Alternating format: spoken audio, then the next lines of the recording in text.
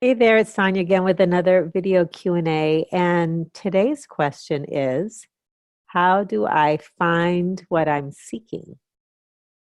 So I actually love this question because for most of my life, well, for most of my adult life, I considered myself a relentless seeker.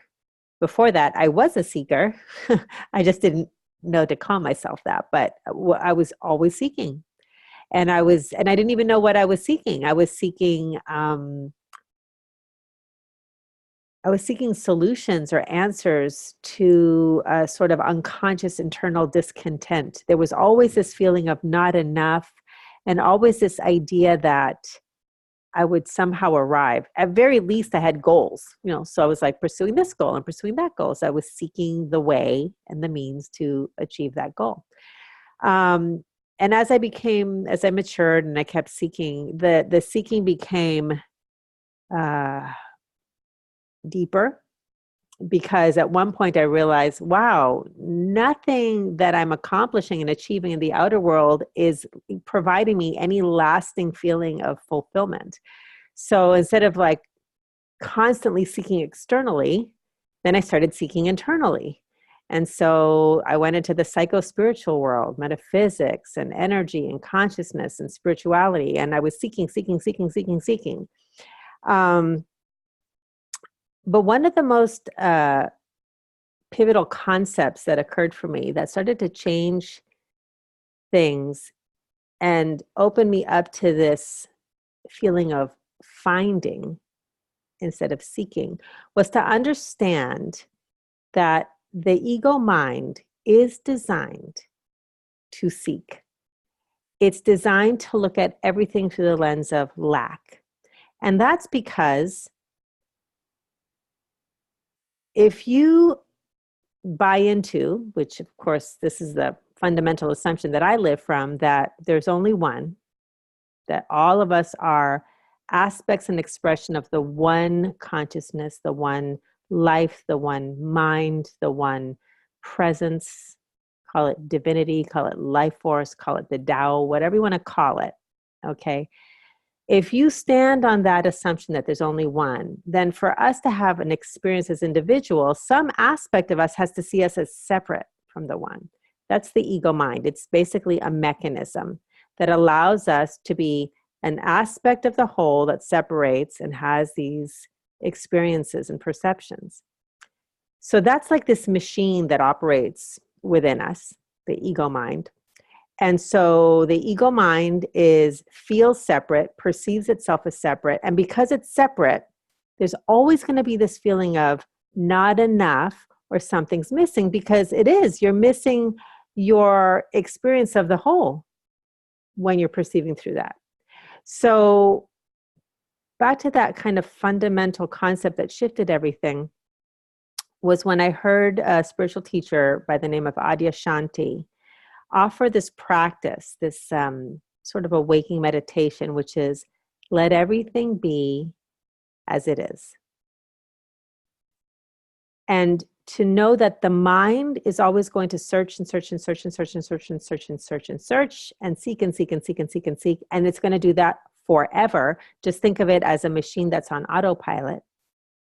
But when you can notice yourself wanting, it doesn't matter what it is. If you can interrupt that wanting and say, let everything be as it is, over and over and over again. And it doesn't mean that you don't get to want and pursue things, but notice when you're wanting things that you don't have, you're wanting things to be different than they are, you feel a certain way and you want to feel different. There's a person in your life is behaving in a way that you wish were different, either that you want them to stop something or you want them to do something. Just notice the wanting mechanism and practice saying, let everything be as it is. Practice letting everything be as it is, over and over and over and over and over, forever. Just take it on as an experiment, because what happens is once that the mind has nothing to problem solve around. It kind of is almost like, I think even Adyashanti said, it's almost like the pinball machine goes tilt. It like the mind doesn't know what to do. There is a new possibility, a new opening that becomes available. And in that opening, you start to touch into the absence of wanting. The absence of wanting.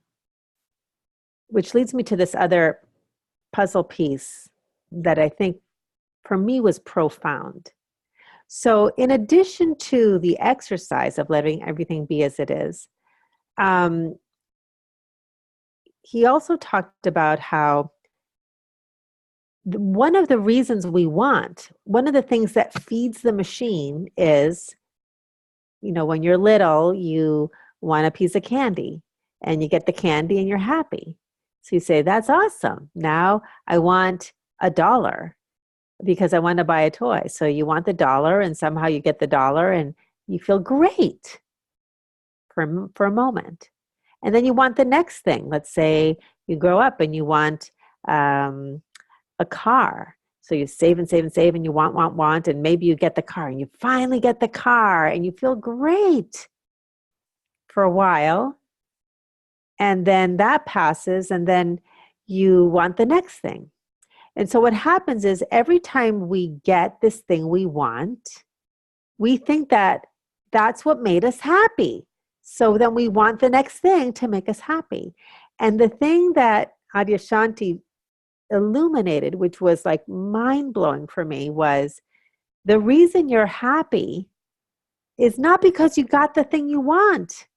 It's because for a moment, maybe an hour, maybe a week, the wanting ceased. It was the absence of wanting that made you happy, not the getting of the thing that you want. And what that points to is the reason the absence of wanting makes us happy is because when we want, and remember, consciousness creates your reality. When you want something, you manifest the experience of more wanting. That's what you manifest. But in the absence of wanting, you're now in a place to experience what actually is. You already are all that you seek to be, do, and have. So the happiness, the peace, the joy that you are, you can now see it, feel it, perceive it, because you're not lost in the illusion of wanting and manifesting more wanting. The wanting ceased and you opened to being, feeling, having, experiencing what you already are. So back to the practice of let everything be as it is. When you notice yourself wanting, practice letting everything be as it is. And then just try it on for size. What does it feel like to just let things be as they are? With this person, with my job, with this moment. Get curious about it. My experience is, as I've practiced that, aspects of myself that I've always been seeking, that feeling of homecoming, coming home, because that really is what we're seeking, is home. Homecoming, when you're home, when you're trying to find your way home, when you actually get home, you're not looking for it anymore. You've arrived. That's seeking. That's that feeling of homecoming. So we're homecoming is the absence of wanting. And what we're seeking is to no longer seek. So try it on for size. Let me know how it goes. For me, this was a profound concept and it changed everything. So hope that was helpful. I'd love to hear from you and see you in the next video. Bye.